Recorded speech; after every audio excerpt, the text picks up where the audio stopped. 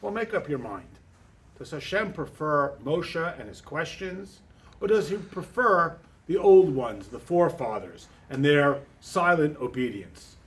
You recall that last week's parsha ended with Moshe challenging God, Lama hariosa liam hazeh. Why do you mistreat the people? And this week's parsha begins, and Hashem says to Moshe, I am going to show you a side of me that I did not show to Abraham, Yitzchak, and Yaakov. You will see that aspect of godliness that is so remote it can't even be captured with a pronounceable word, just with the code, Yud-K, Vav-K. Whereas Abraham, Yitzchak, and Yaakov, they only got to see me as Kel Shakai. This would certainly seem to suggest that Moshe Rabbeinu was on a much more personal, had a much more profound relationship with Hashem.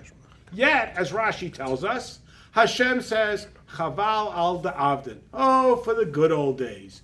Remember Avram, I told him he would have a child, and then I told him to bring his child up for the slaughter. He didn't complain. Yitzchak didn't complain. Yaakov didn't complain. And Moshe Rabbeinu is complaining. He has just started his mission. So which one is it?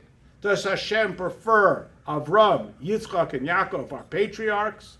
Or does Hashem feel a closer, more intimate bond with Moshe, who is about to confront the Paro and redeem the people from the land of Egypt?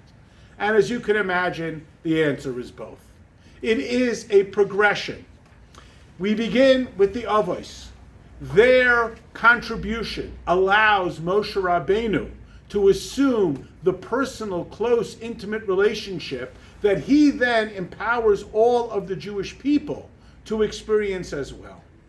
Avram began the morning prayers. Yitzchak created the afternoon, and Yaakov the evening prayers. It is the power of davening, not simply the recitation of the words, but the softening of our apparent self-reliance, the antithesis to Egypt, which declares, this is my river and I made it.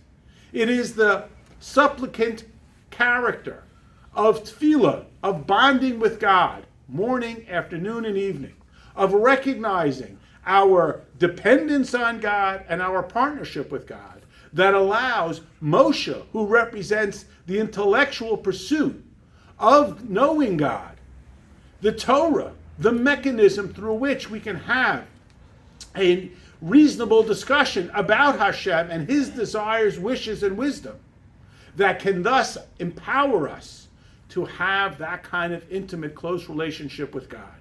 And so Hashem says, Moshe, you are going to have a closeness with me which the ancestors never had, because they softened up the character through the davening, through the prayer process that empowers and allows Moshe Rabbeinu to bring the message of Torah, of God's wisdom and will, to the Israelites. And in this manner, we will exodus from Egypt. We will leave the constraints of our own false sense of self-reliance.